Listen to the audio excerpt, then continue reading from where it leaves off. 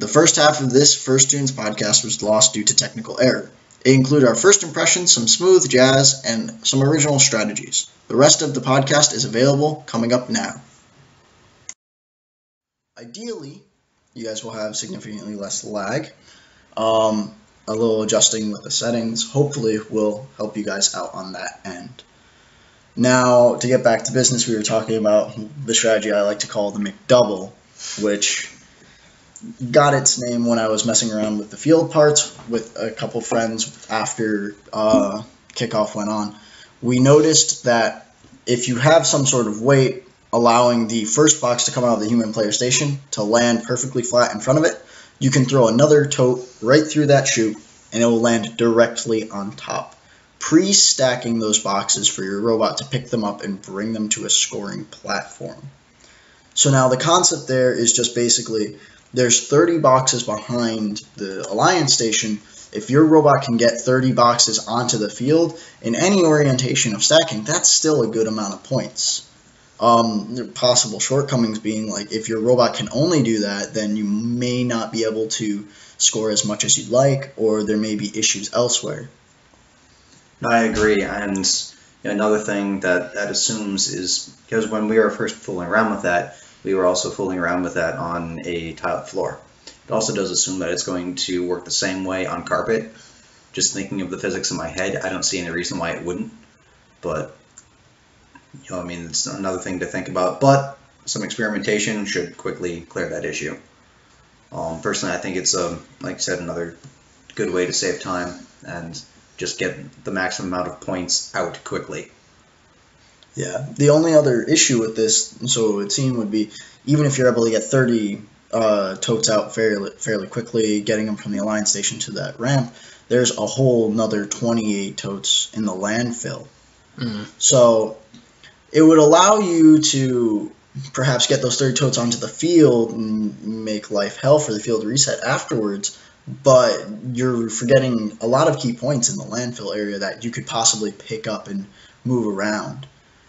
You guys have any other thoughts on that strategy, or would you like to move on? Two other thoughts on that real quick is that it's not, in and of itself, it's not a winning strategy. Not saying it's not practical, not anything else, but it must be paired with another, I'll put this differently. It's not a cohesive winning strategy in and of itself. It must be paired with, number one, fantastic coordination on the field, which personally I think will be absolutely key to this entire game regardless, because as a driver and a coach, I can see that end of the field getting extraordinarily crowded extraordinarily quickly as more and more obstacles are put onto your side of the field.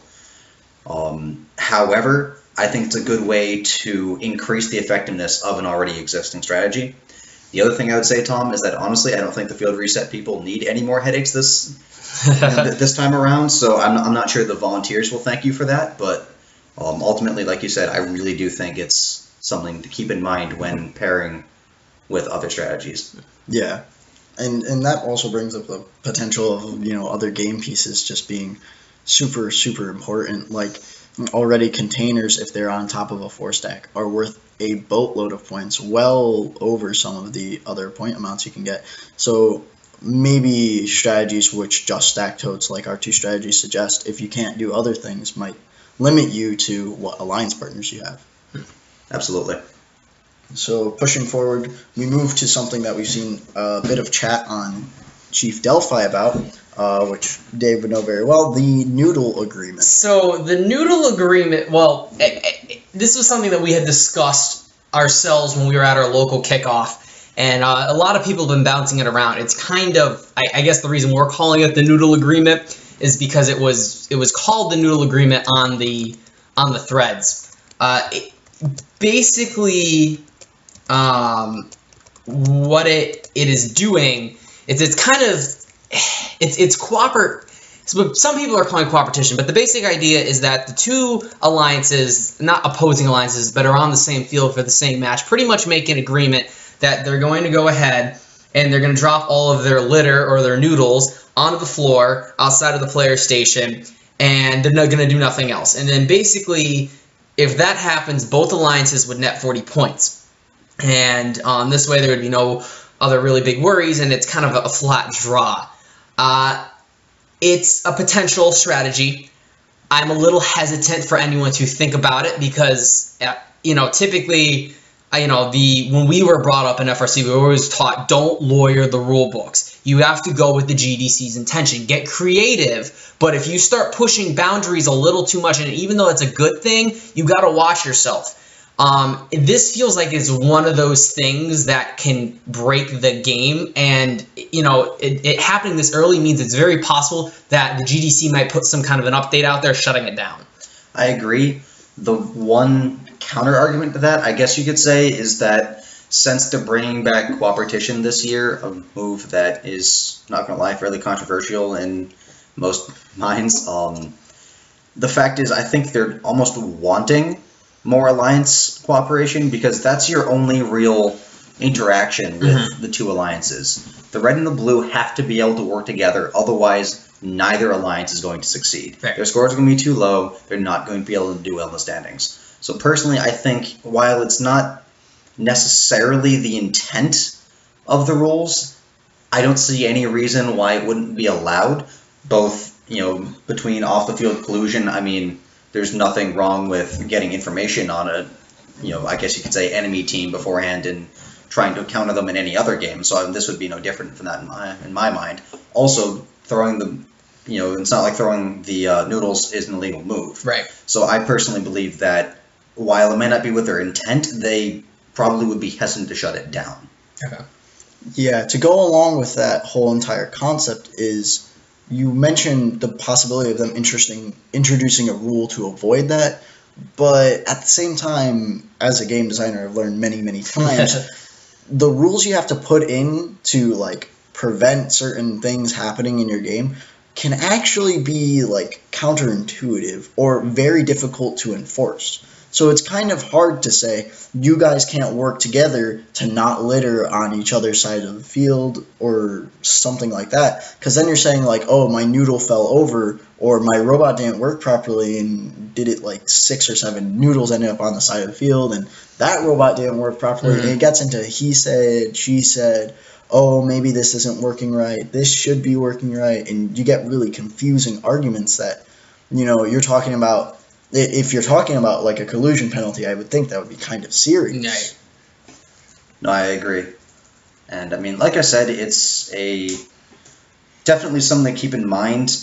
I think its impact on the game personally would be relatively small, just because I'm not exactly sure how tough it'd be, but I don't think it's going to be all that easy to just whip those things all the way across the field reliably. Well, yeah. And then the other thing that brings up too is obviously, we want to talk about it's cooperation, but one alliance breaks pack on that screws everything up. And as much as I'd like, we try to strive for the best. We've seen it happens where sometimes high school kids are high school kids and things happen, and so it's a not risky strategy, but it's got its risks with it. So we'll see what happens, but it's definitely something to consider, and it's readily easily available to execute strategy.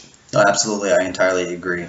One thing that this brings up is, something I would see as a key point, and I already described this earlier, is coordination. Coordination, especially with your alliance, but even in this case with the other teams on the other alliance, I think is going to make or break this entire competition.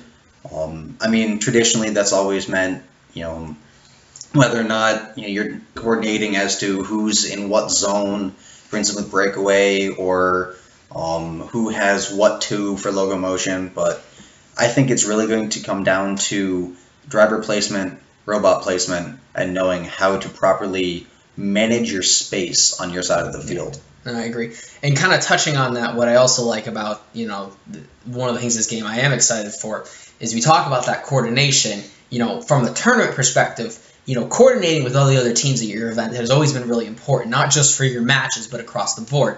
But what I'm so excited about for this game is that it breaks the kind of traditional tenets of how a tournament operates that we've known for years. It's always been, we've had the exceptions, but generally speaking, you've ranked more or less the same ways, and eliminations has always worked the same. And kind of the theory of, we hate to say it, but there's been exceptions, but for a good chunk of games, it's always been about beating the top seed. Who can beat the top seed? And, trying to either be on the top seed or being that alliance that just somehow magically beats them. This totally changes that dynamic. So what's been almost the core foundation, almost the law for us growing up in the era of FRC from, the 2008 onward to last year, it's totally different. And that's totally exciting for me. No, absolutely. I entirely agree. And it's, like I said, well, it's something to get used to. And, some people are going to like it. Some people are going to hate it, as it is with any change. Like you said before, the fact is it's different. And we honestly won't know whether or not it's, I guess, better until it's executed. Personally, I'm looking forward to it, and I'll be excited to see how it works. All more the reason to wait for competition season. Yeah, and I think this game takes out one type of robot, which was the defensive bot, the team that was able to effectively play defense or do some sort of counter strategy as opposed to an offensive strategy. But at the same time, it introduces so many different robots that could specialize in certain areas of the game, like cleaning out the landfill or being able to hit noodles and hide buckets or specifically placing containers and stuff like that, that when you come down to your final alliance, it's no longer going to be let's pick the 2 best tote stackers and then some guy who can push the other guys around into, well, our team's good at stacking totes. These guys are also really strong at stacking totes. Along with that, we can get these guys that have the ability to place containers on high stacks and allow us to, gain a massive amount of points for the stacks instead of just the minor amount we were getting. We're doing the heavy lifting, sure, in some sense, but by pulling in these specialized robots, you definitely improve where you're going.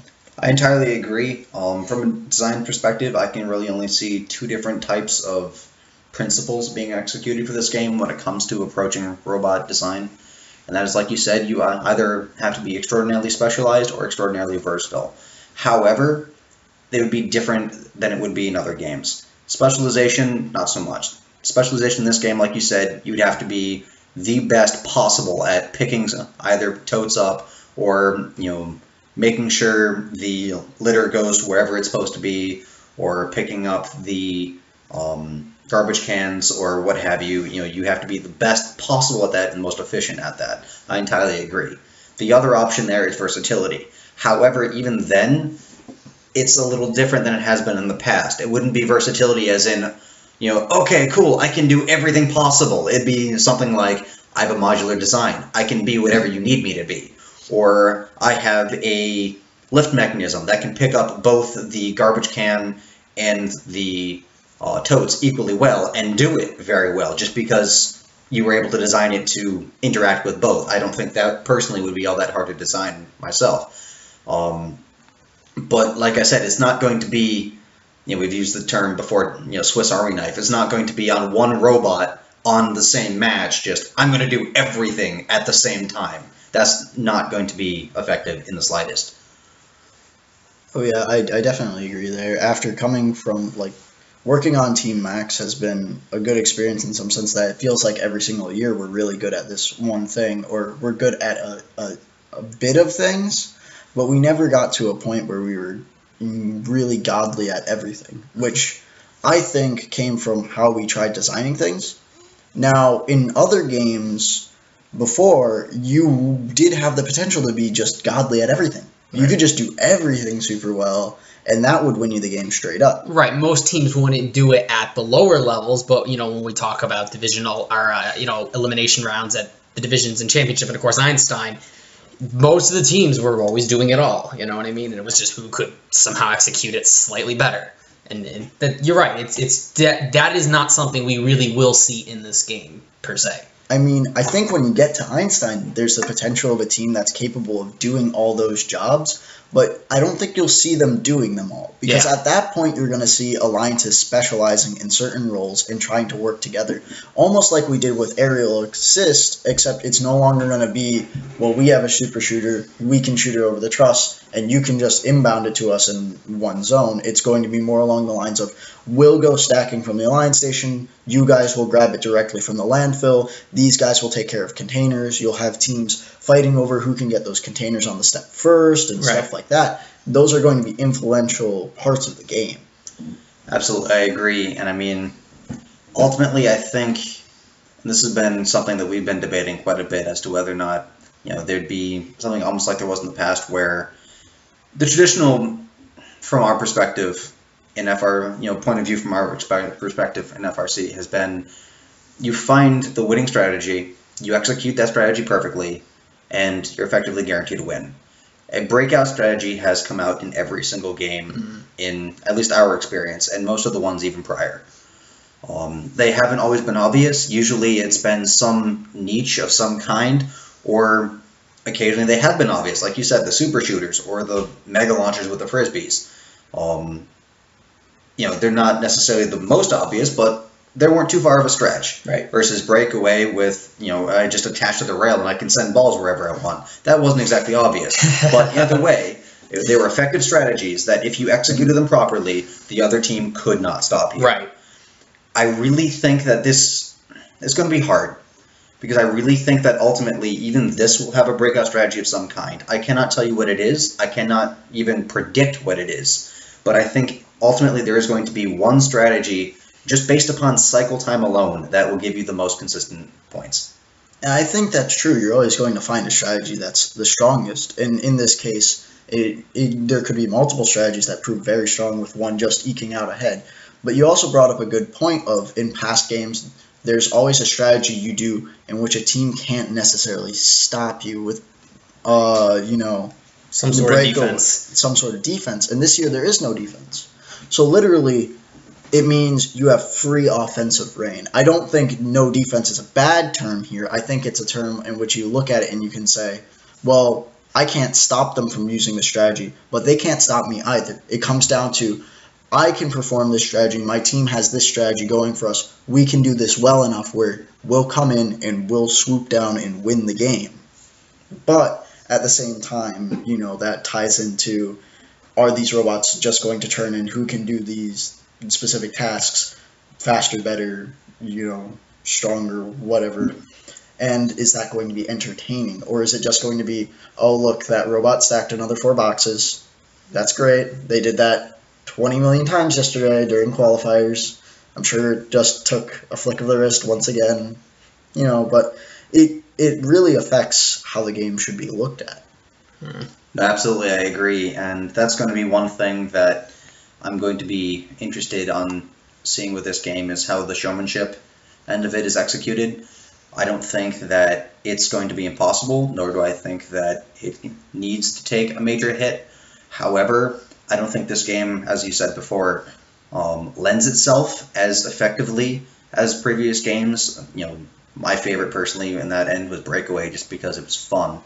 But I mean, the point with, and why I say it, is because Breakaway was a game that you could understand if you knew nothing about robotics. You literally just took some person from anywhere in the world and just dropped them into an FRC event and said, watch this game. They could be interested. Most of the world knows how to play soccer. That's, other than the US, that is, you've got soccer and Formula One, and those are the two sports that you follow. And that's something that, like I said, you could take anyone and they'd see it and they could understand, okay, you have a robot, a ball goes into the goal. That's how you score. Very simple and really fun to watch. I think this one, while it's going to be simple to understand, it just doesn't lend itself, just because there's not that much of a connection to the other sports and the other things that people are used to. That's going to lend itself as much to the audience entertainment. Yeah, that's kind of been out of all the things, there's been a lot of changes. The one thing that did genuinely make me a little nervous, like you said, is that showmanship. Especially because, my kind of role since I was on a team and now in the volunteer role has always been getting the general public to kind of understand what's going on. And so, games like Breakaway, like Rebound Rumble, Ultimate Assist, even Ultimate Ascent and Aerial Assist to an extent were very easy and lent themselves to that. This obviously isn't, but at the same time, I think we can do it. I think we've got some very brilliant folks behind the scenes that kind of work on this stuff. We'll find a way, and I think because of the other science, like we were talking about earlier, going back to the culture, the other science aspects, the recycling, talking about, it's loosely what Dean's doing with the water, project over in Africa. It does give us some other avenues to discuss and, the symbolism more, and that's how we can nick the public and nick sponsors and, parents in those groups. I would say though, it also highly depends, audience watchability. It really depends on what is the breakout strategy, which we've talked here before, saying that it could be, uh, a mix of things, but even people in the chat saying that it looks like just grabbing from the human player station and, putting those boxes back up is just like the obvious clear strategy.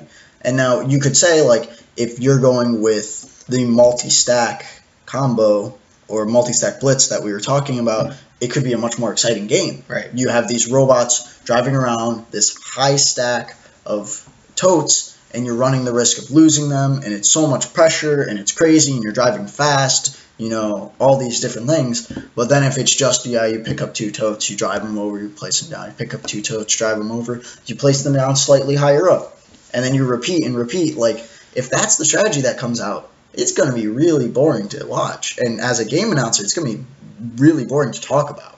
Well, I have to say this much, just because of the fact that there are only two sides of the field. I mean, there's no way that every single robot can just do that. Not every single robot can collect from the feeder station at the same time. That would just be an absolute train wreck just from a drivability standpoint, just because there's your choke point. It's just going to, like I said, it's just going to be an absolute mess. Not saying it can't be done, but in my mind, it's not practical. Personally, I would see a combination of everything that we've been talking about being executed. I think we might see, in terms of consistent points, probably the driver station feed being your baseline, because those totes will be in the exact same point every single time. Every single time you go to collect those totes, you don't have to worry about the orientation, how high they are up the ground, is something in the way. You know that there's going to be a tote waiting for your robot right there that you can pick up.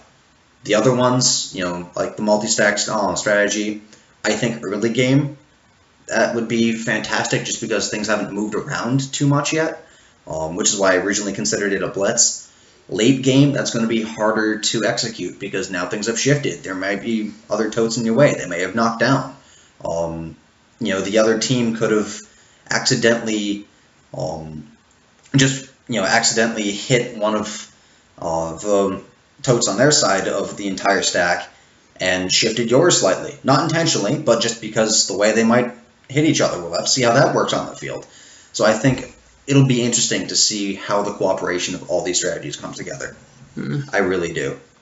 Another person brings up in the chat, Frank Merrick, saying that watchability was originally a big issue for them when making the game or talking about the game or how they're going to, organize the way it will be viewed and how they have to adjust the system appropriately to display information properly. I'm sure, Dave, you might know a bit more on that. Yeah, I mean, well, from what Frank says here, they are working on that. He said they're working with Blair, and I personally have my full trust in those guys. They've always done some really amazing stuff. Blair knows a lot about showmanship, and he's always been gracious to work with. So I'm sure some amazing stuff is going to come out, and they'll find a way. And then I'm sure, it's going to happen. They wouldn't put a game together in the first place that was going to be such a flop with showmanship, and they didn't have some sort of plan in the background. So I know, they're going to get it done, and everyone's going to be happy in the end.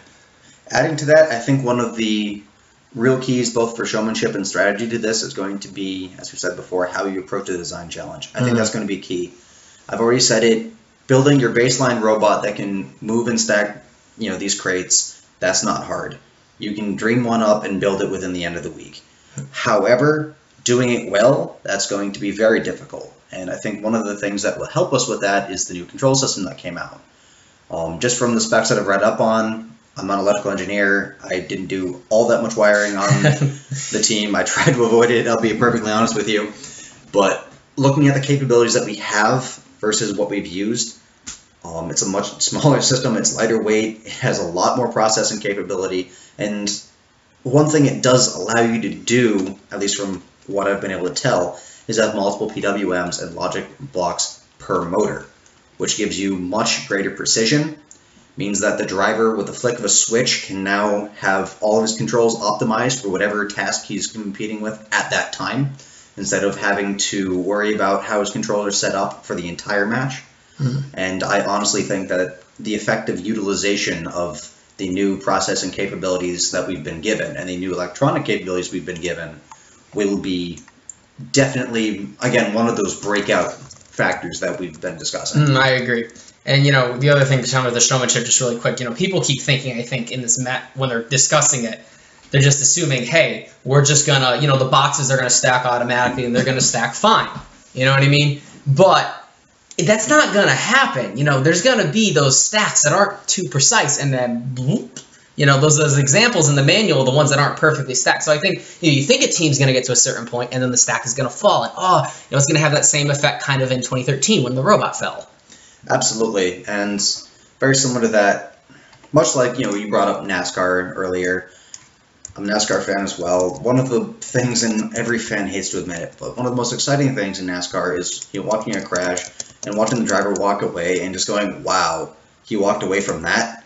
And I honestly can see, especially with the lack of mandatory bumpers this year, which personally I'm a fan of, but with the lack of mandatory bumpers and the ability to expand pretty much indefinitely beyond your frame, I can honestly see some things happening where, like you said, something gets bumped and everything just goes wrong. Right. I can absolutely see someone's team end up in their pit crying because 5,000 boxes just fell on their robot and now it's dead. I can honestly see that happening, and while we'd all hate to admit it, it's those kind of high emotion moments. I don't wish that on another team, but it's those kind of high emotion moments that really makes the game all that more fun. Yeah. So one of the things that's brought up in the chat along with that as well is, along with just how you're going to design your robot, someone asked, what do you think the best drivetrains are going to be? Someone also mentioned the fact that more robot designs can come out because of lack of defense. Before you had to plan to be shut down. Now you don't have to think about that at all. And then also we have a question about what we think about the new robot sizing rules.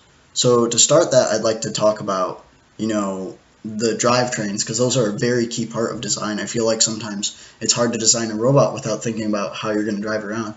I think the clear answer people are going to look to is swerve and mechanism. People have been talking about it already. People on our team have mentioned the fact that we've done mechanism before, and heck, if there's ever been a game to do it, it's now. And the big thing is back in the day, I think one of the kids mentioned this, back in the day, if you had mechanism wheels, a team immediately looked at you and was like, well, you can't drive anywhere because someone's just going to run right into you. And from that, immediately you're like, well, you're done. You can't get picked. You can't pick people who will enjoy you, stuff like that.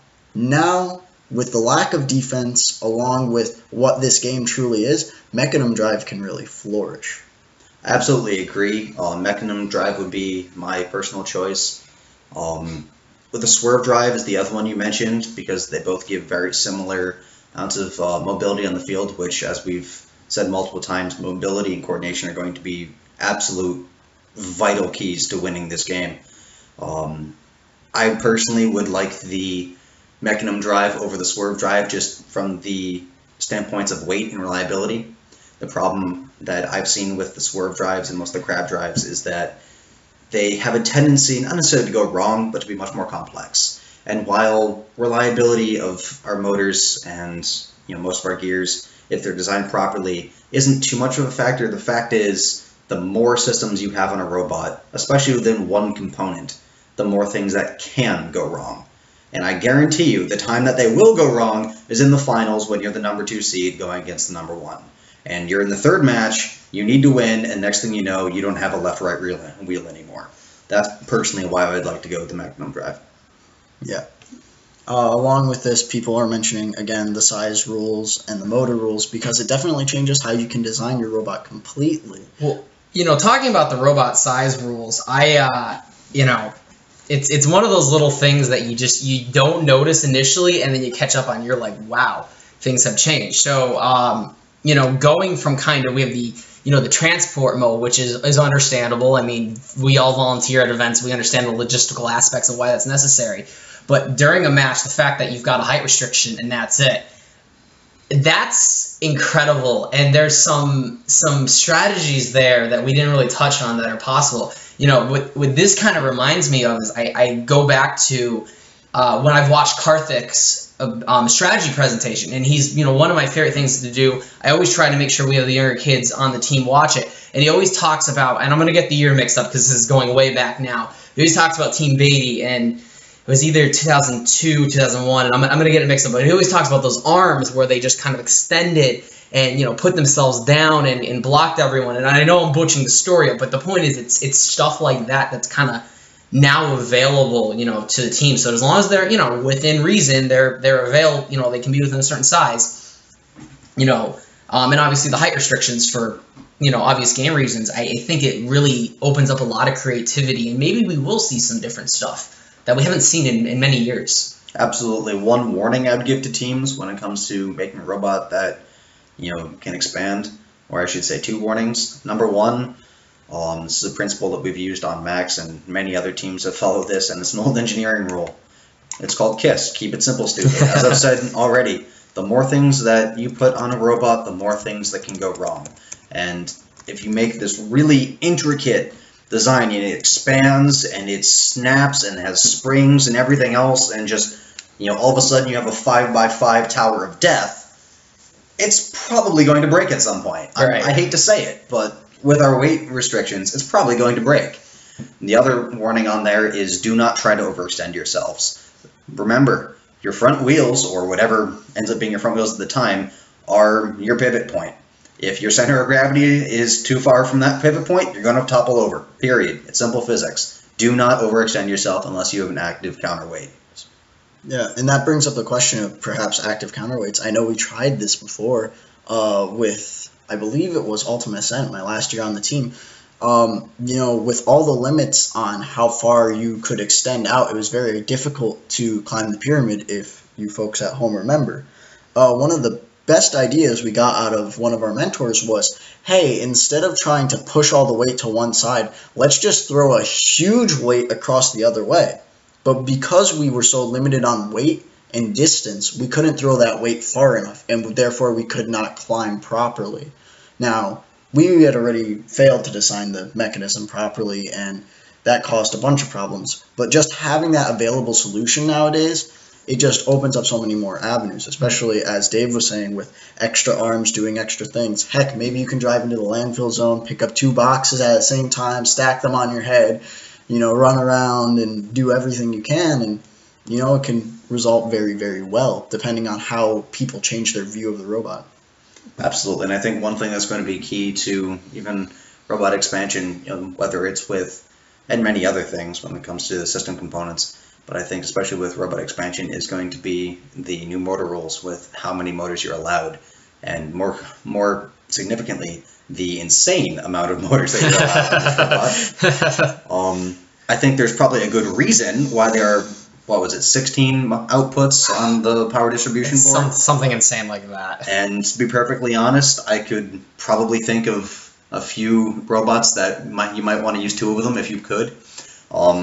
Because, like you said, there's just a ridiculous amount of motors. You end up with lots of worm gears, lots of servos with, you know, holding back spring components, things like that. I really think the utilization of those motors is going to be fantastic, probably fairly intricate on most robots, even deceptively simple.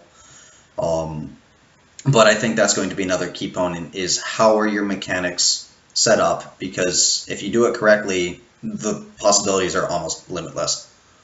Yeah, the one thing that scares me about the potential of how many motors they're providing you is back in the day, you had to find different ways to do specific jobs. Right. You had to find the cool servo way.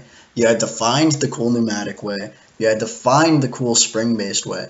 And those came out with some really good designs. Back in our year during Breakaway, Team Max, you know, had a very, very strong kicker, which was almost strictly based off of one motor on a ratcheting system, then kicking the ball with a lot of surgical tubing. and it worked very well. But granted, had you given us more motors, probably would not have done that. Probably would have found a way to catch the ball, probably would have found a way to kick it out as fast as possible using 2 or 3 motors.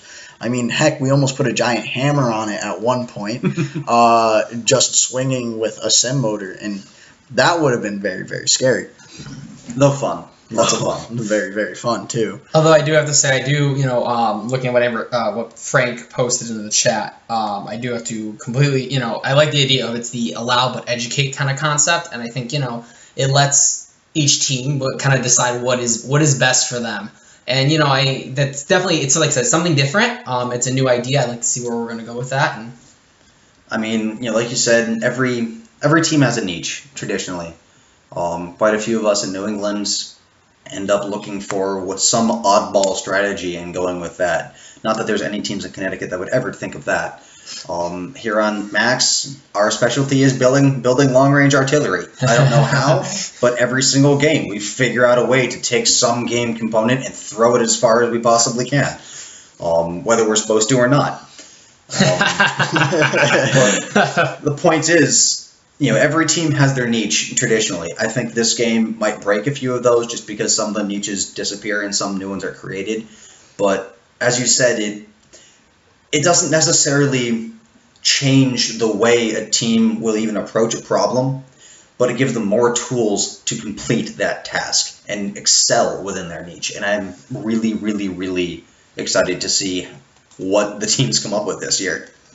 Yeah, I will say, just because we're coming towards the end of the time, that it's going to be, I think, one of the more interesting years I've seen, just because of all the change. Now, you can argue that change is bad, you can argue that change is good, right, but we are going to see a lot of new things strictly because of it. Also, because we're coming up towards the end of the time, I will also say that there have been some comments in the chat that we might want to address and give our opinions on. For example, NAJ11 mentions that he would prefer Swerve or Butterfly and thinks that top teams have consistently used it. In my personal opinion, from what I've seen, or what I believe even Dave has said in the past, is that Swerve Drive is something you do once and then you kind of never touch it again, in the sense that it requires so much effort and so much build time that you really want to put into that drivetrain. You lose some aspects on other sides, and you come out with a really good product. I remember, heck, we lost to it our junior year in Rebound Rumble against the Cyber Knights, and it was because it was pretty good.